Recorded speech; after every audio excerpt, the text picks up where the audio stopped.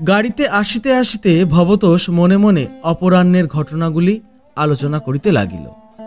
গ্রামের পথ দিয়া আসিতেছে, কত যুবতী মেয়ে কলসিতে জল ভরিয়া বাড়ি ফিরিতেছে। সে সকল মেয়ের মুখমণ্ডলগুলি ভবতোষ একটু মনোযোগের সহিত দেখিতেছিল। তাহাদের মধ্যে সুন্দর মেয়ে আছে, কালো মেয়েও অনেক আছে, কিন্তু জগদম্বার মতো অত কুৎসিত একটি মুখও দেখিতে পাইল না। গাড়ি ক্রমে মাঠের মধ্যে আসিয়া পড়িল। তখনও তাহার মন আত্মজয়ের উৎসাহে ভরপুর। দ্য স্মেল অব বুকসে আজকে আপনারা শুনবেন প্রভাত কুমার মুখোপাধ্যায়ের লেখা প্রতিজ্ঞা পূরণ। গল্পটি শুনে কেমন লাগলো অবশ্যই কমেন্ট করে জানাবেন, আর ভালো লাগলে বন্ধুদের সাথে শেয়ার করবেন। এবার শুরু করা যাক। ভবতোষ কলেজে ইংরাজি পড়িতেছে বটে, কিন্তু সে নিতান্ত অনিচ্ছার সহিত। ইংরাজি বিদ্যার প্রতি তাহার তিলমাত্র শ্রদ্ধা নাই। ইংরাজি পড়িয়া পড়িয়াই দেশটা উৎসন্ন গেল, ইহাই তাহার মত। দেশে আর্যভাব ক্রমশই হ্রাস পাইতেছে।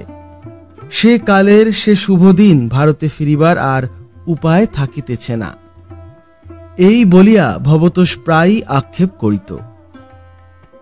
আত্মীয় স্বজনের তাড়নায় তাহাকে বাধ্য হইয়া ইংরাজি পড়িতে হইত, নইলে তাহার ইচ্ছা নবদ্বীপ বা ভট্টপল্লীতে গিয়া কোনো টোলে প্রবেশ করে।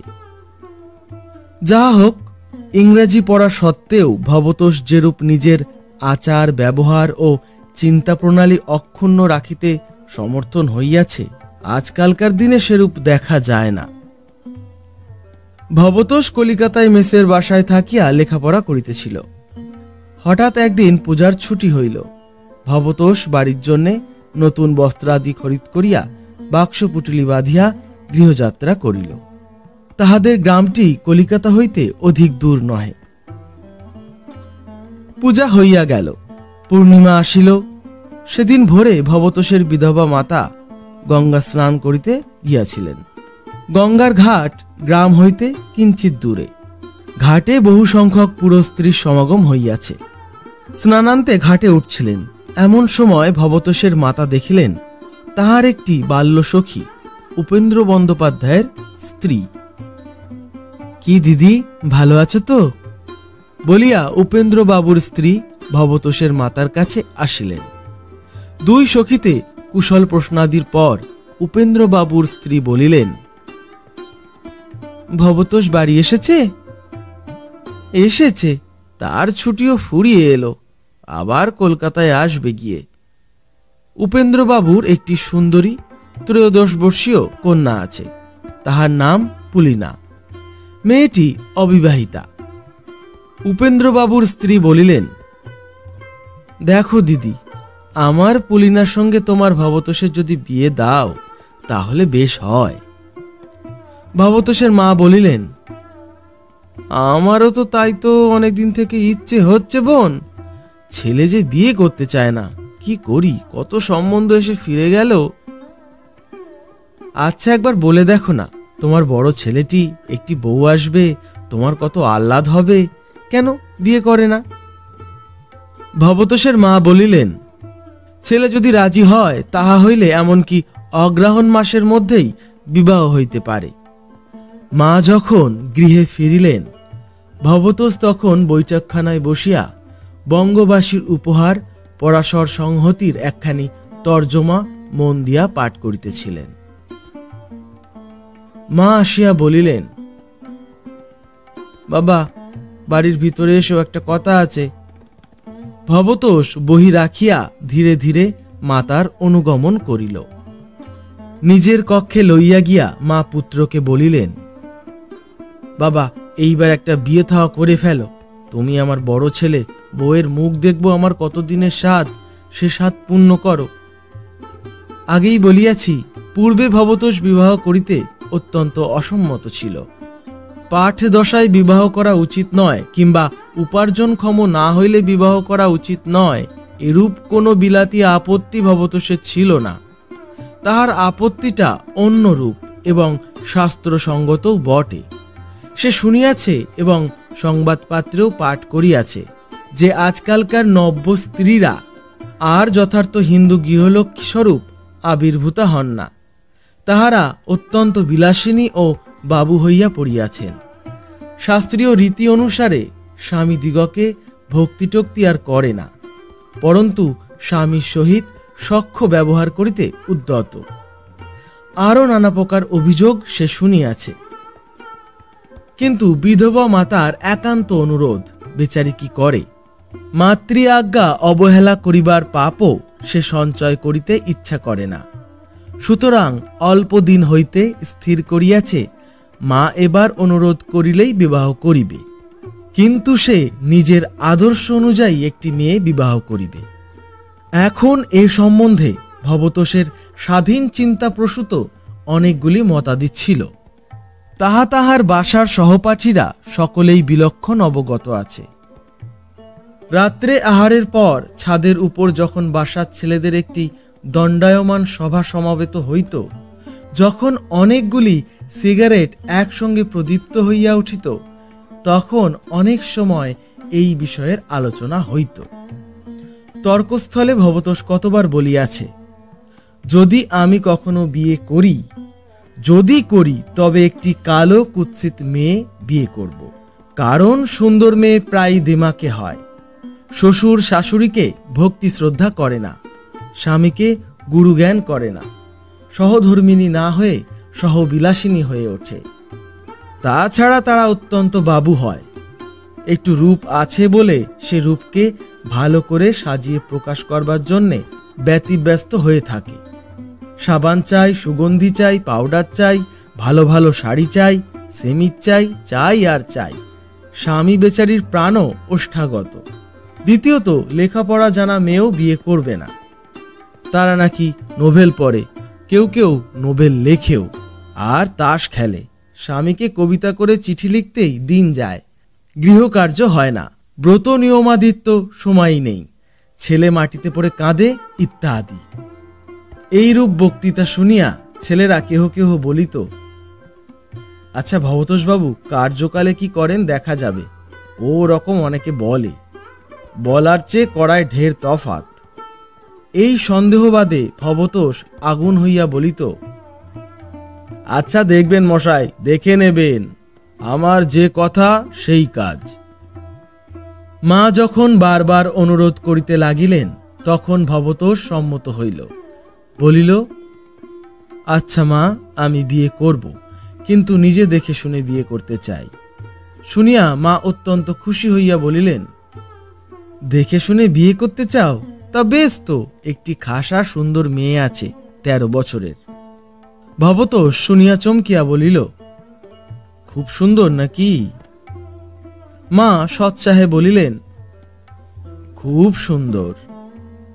মুখখানি যেন একেবারে প্রতিমের মতো, যেমন নাক তেমনি চোখ, তেমনি কপালের ভুরু, রংটি যেন একেবারে গোলাপ ফুলের মতো।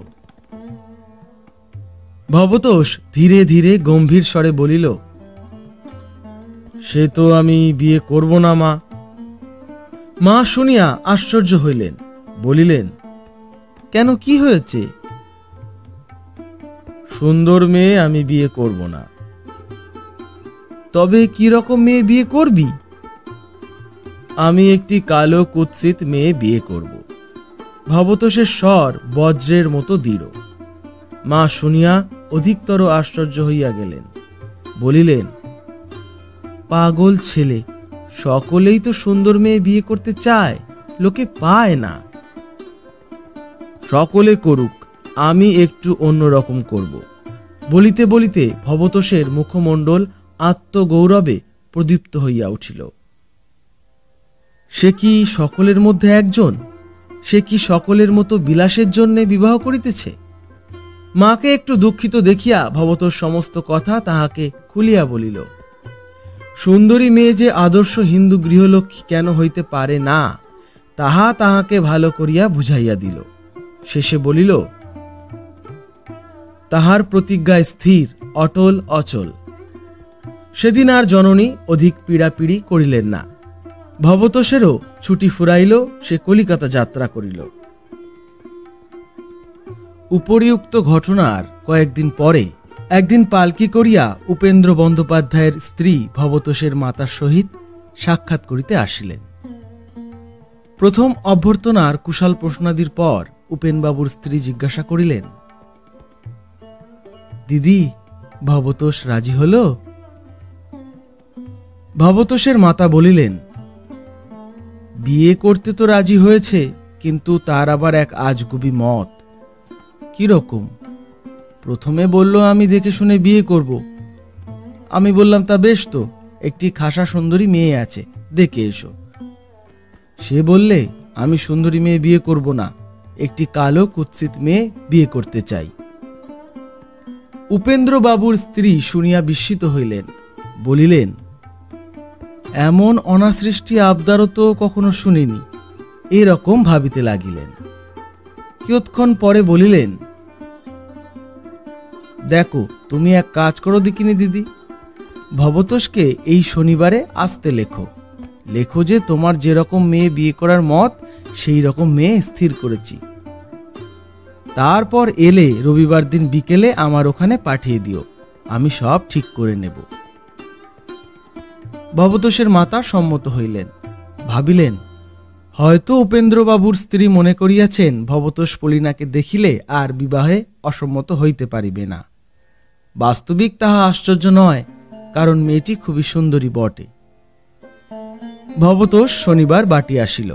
পরদিন বৈকালে একখানি ঘোড়ার গাড়ি করিয়া, চুল উস্কো খুস্কো করিয়া, কারণ সেকালে মুনি ঋষিরা চুল আঁচড়াইতেন না, গ্রামান্তরে উপেন্দ্র বন্দ্যোপাধ্যায়ের বাড়িতে গিয়া উপস্থিত হইল। গিয়া শুনিল সেদিন উপেন্দ্রবাবু বাড়ি নাই, কার্য উপলক্ষে স্থানান্তরে গিয়েছে। একটি যুবক মহা সমাদরে তাহাকে নামাইয়া লইল এবং বৈঠকখানায় বসাইল। যুবকটি উপেন্দ্রবাবুরই ভাতুষপুত্র। কিয়ৎক্ষণ পরে ঝি আসিয়া সংবাদ দিল, অন্দরে যাইতে হইবে। ঝি ভবতোষের মুখের পানে চাহিয়া একটু ফিক করিয়া হাসিয়া গেল। যুবকটির সঙ্গে ভবতোষ অন্তঃপুরে প্রবেশ করিল। তাহার মনে হইল চাকর বাকর সকলেই যেন হাসি লুকাইবার চেষ্টা করিতেছে। ভবতোষ একটি কক্ষে নীত হইল। কক্ষটি উত্তম রূপে সাজানো। মধ্যস্থলে একখানি আসন পাতা রইয়াছে। আসনের সম্মুখে রেকারিতে ফল ও মিষ্টান্ন সজ্জিত। অল্প দূরে আর একখানি আসন পাতা রইয়াছে। অনুরোধক্রমে ভবতোষ মিষ্টান্নের থালার সম্মুখে বসিল। এমন সময়ে বাহিরে মলের ঝুমঝুম শব্দ উঠিল। ঝি মেয়েটিকে লইয়া প্রবেশ করিল। মেয়েটি অপর আসনখানিতে বসিয়া ঘরের চতুর্দিকে কৌতূহলপূর্ণ দৃষ্টিপাত করিতে লাগিল। লজ্জায় ভবতোষের মস্তক অবনত। একটু একটু করিয়া ফল খাইতেছে এবং আর চোখে মেয়েটির পানে চাহিতেছে। মেয়েটির পরিধানে বেগুনে রঙের শাড়ি। আসনখানিতে বসিয়া ঘরের চতুর্দিকে কৌতূহলপূর্ণ দৃষ্টিপাত করিতে লাগিল। মেয়েটির রং মসি নিন্দিত। চক্ষু দুইটি ছোট ছোট কোটরান্ত গর্ত, সে দুটি আবার অবিশ্রান্ত ঘুরিতেছে। কপালটি উঁচু, নাকটি চ্যাপ্টা, চিবুক নাই বলিলেই হয়। সম্মুখের দাঁতগুলি কিঞ্চিত দেখা যাইতেছে। ভবতোষের মনে হইল রূপ সম্বন্ধে মেয়েটি তাহার আদর্শের অনুযায়ী বটে। একটু গলা ঝাড়িয়া সাহস সংগ্রহ করিয়া জিজ্ঞাসা করিল, তোমার নাম কি? মেয়েটি হঠাৎ ভবতোষের পানে চাহিয়া কিঞ্চিত জিহ্বা বাহির করিয়া বলিল, তোমার নাম কি? আমার নাম জগদম্বা। এমন সময় যুবকটি ও সেই ঝি তাহার পানে সরসে কটাক্ষপাত করিল। মেয়েটি তৎক্ষণাৎ বলিল, জগদম্বা নয়, আমার নাম পুলিনা। যুবকটি বলিল, আগে ওর নাম ছিল জগদম্বা, এখন বদলে পুলিনা রাখা হয়েছে। ভবতোষ ভাবিল পরিবর্তনটা ভালো হয় নাই। পুলিনা গা জ্বলিয়া যায়, তাহার অপেক্ষা জগদম্বা ঢের ভালো। পৌরাণিক নাম, ঠাকুর দেবতার নাম। বিবাহ করিয়া সে জগদম্বা নামই বহাল রাখিবে। ভবতোষ জিজ্ঞাসা করিল, তুমি কি পড়ো? বালিকা পূর্ববৎ জিহ্বা দেখাইয়া বলিল, তুমি কি পড়ো? কিছু পড়ি নে, আমার দাদা পাঠশালে। ঝি ও সেই যুবক তাহার প্রতি সরস কটাক্ষপাত করায় বালিকা থামিয়া গেল। শুনিয়া ভবতোষ আরো আশ্বস্ত হইল, এই ঠিক হইয়াছে, ইহাকেই যথার্থ হিন্দু গৃহিণী করিয়া তোলা সম্ভবপর হইবে। দেখিতে একটু তাহা হোক, সেই তো তাহার প্রতিজ্ঞা। বিবাহের সময় বাসার ছেলেদের নিমন্ত্রণ করিয়া আনিতে হইবে। ভবতোষ বলিল, আচ্ছা, তুমি যেতে পারো। মেয়েটি জিহ্বাগ্র বিকশিত করিয়া পূর্ববৎ বলিল, তুমি এবার যেতে পারো। ঝি তখন তাহাকে সঙ্গে করিয়া লইয়া গেল। ভবতোষের জলযোগ ক্রমে শেষ হইল। এই সময় একটি 13 বর্ষীয়া বালিকা রূপার ডিবায় পান ভরিয়া পান লইয়া আসিল। মেয়েটি দেখিতে অত্যন্ত সুন্দরী। একখানা দেশি কালা পেড়ে শাড়ি পরিয়া আসিয়াছে, পায়ে 4 গাছি মল, হাতে গিনি সোনার টুকটুকে 2 গাছি বালা, ভুরু যুগলের মাঝখানে খয়েরের টিপ। পান রাখিয়া মেয়েটি চলিয়া গেল।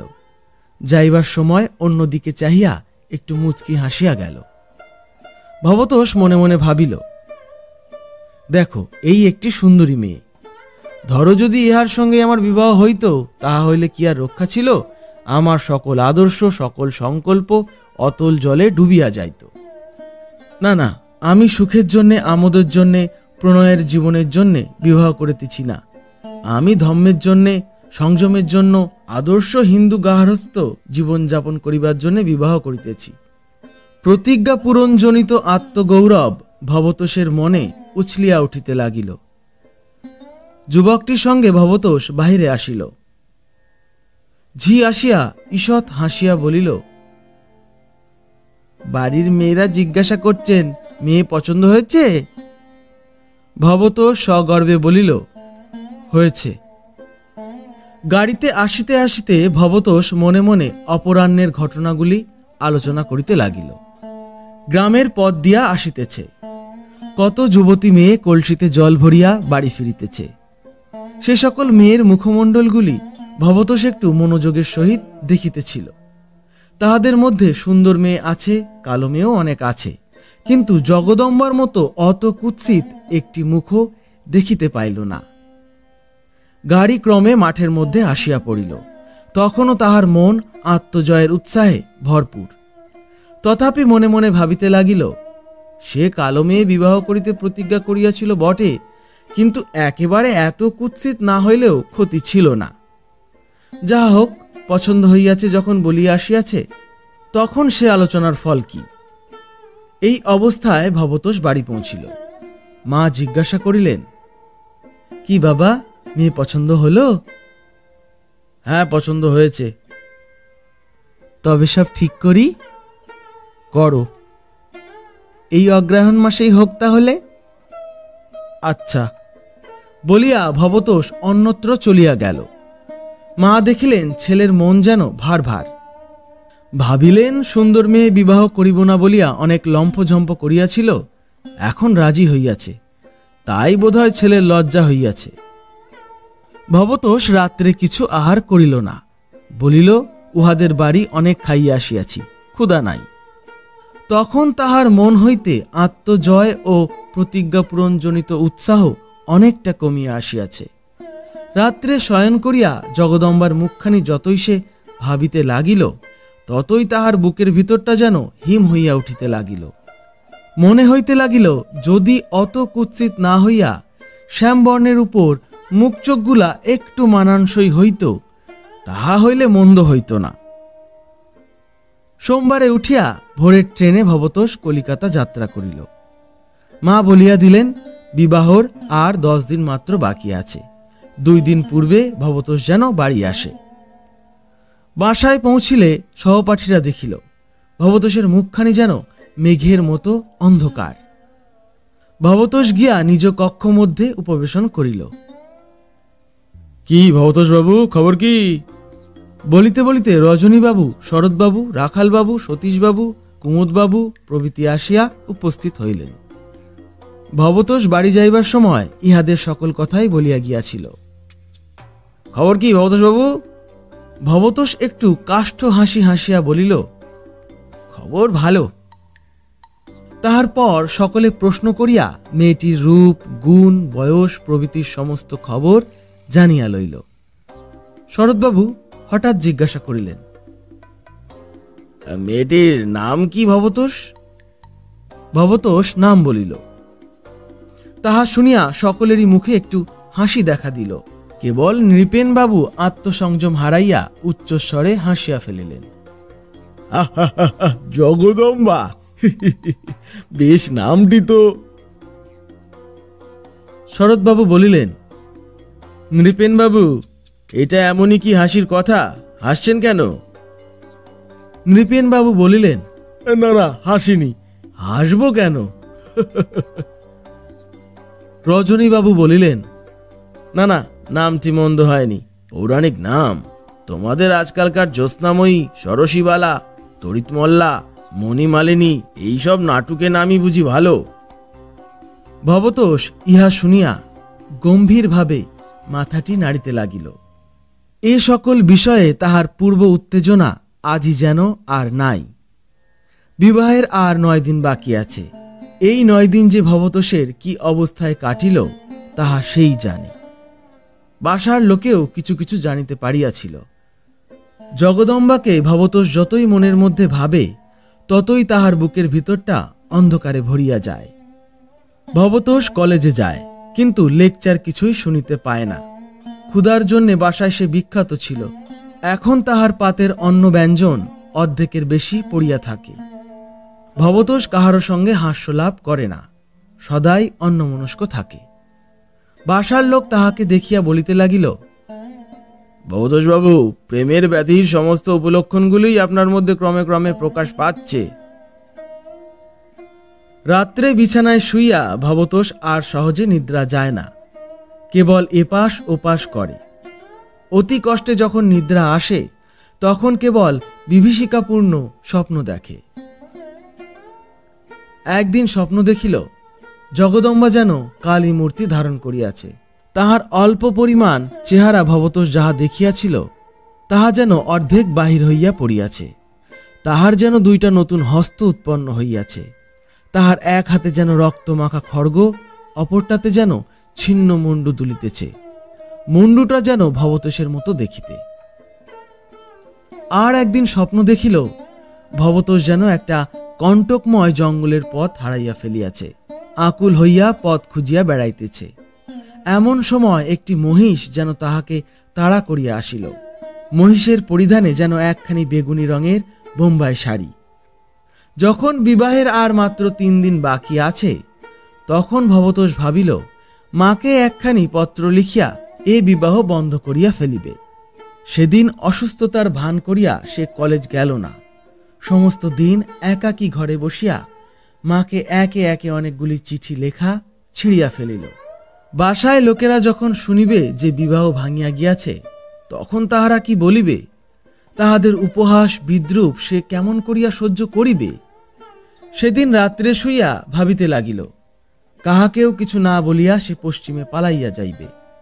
উঠিয়া প্রদীপ জ্বালিয়া টাইম টেবিল উল্টাইয়া দেখিতে লাগিল, কিন্তু প্রভাতে আবার তাহার মতের পরিবর্তন ঘটিল। ছি ছি, শেষে কি এত কাণ্ড কারখানার পর সে ভীরু নাম গ্রহণ করিবে? তাহা হইবে না। প্রতিজ্ঞা সে পূরণ করবেই, তাহার পর তাহার অদৃষ্টে যাই থাকুক। যথা দিনে সে বাড়ি গেল। যথা সময়ে সে বিবাহ মণ্ডপেও উপস্থিত হইল। সেখানকার লোক সমাগম, আলোক ও কোলাহলে আজ 10 দিন পরে তাহার চিত্ত অনেকটা স্থির হইল। যুদ্ধকাল সমাগত হইলে ভীরুতম সৈন্যও ভয় ভুলিয়া যায়। বিবাহ আরম্ভ হইল। তখন ভবতোষের চিত্ত নির্বিকার। তখন তাহার মনে ভয় বা নৈরাশ্য কিছুই নেই। ক্রমে স্ত্রী আচারের সময় আসিল। শুভ দৃষ্টির জন্যে বর ও কন্যার মস্তকের উপর বস্ত্রাবরণ পড়িল। কন্যার পানে চাহিয়া দেখিয়া ভবতোষ আশ্চর্য হইয়া গেল। ইহা তাহার 10 দিনকার বিভীষিকা নিদ্রা দুঃস্বপ্ন জগদম্বা নহে। এ সেই চমৎকার সুন্দরী মেয়েটি, যে রূপার ডিব্বায় পান রাখিয়া গিয়াছিল। ফুলশয্যার রাত্রে যখন ভবতোষ তাহার নববধূকে কথা কহাইবার জন্যে বিশেষ চেষ্টা করিয়া অকৃতকার্য হইল, তখন একটা বুদ্ধি করিল। সে শুনিয়াছিল যে নববধূ কিছুতেই কথা কহে না। সে আপনার আত্মীয় স্বজনদের অপবাদ শুনিলে তৎক্ষণাৎ প্রতিবাদ করিয়া থাকে। তাই ভবতোষ বলিল, তোমার মা আমার সঙ্গে এই চাতুরি করলেন কেন? পুলিনা তখন বলিল, আমি সুন্দর বলে তুমি নাকি আমায় বিয়ে করতে চাওনি? কেমন জব্দ! ভবতোষ এ পর্যন্ত এ প্রহেলিকার মীমাংসা করিতে পারে নাই। তাই জিজ্ঞাসা করিল, যাকে দেখেছিলাম সে মেয়েটিকে? সে পাড়ার কলুদের মেয়ে। কেমন জব্দ! ক্রমে এমন দিনও আসিল যখন ভবতোষ ডাক আসিবার পূর্বে বাসার দরজার বাহিরে দাঁড়াইয়া থাকিয়া পিয়নের সহিত সাক্ষাৎ করিতে লাগিল। দ্য স্মেল অব বুকসে আজকে আপনারা শুনছিলেন প্রভাত কুমার মুখোপাধ্যায়ের লেখা প্রতিজ্ঞা পূরণ।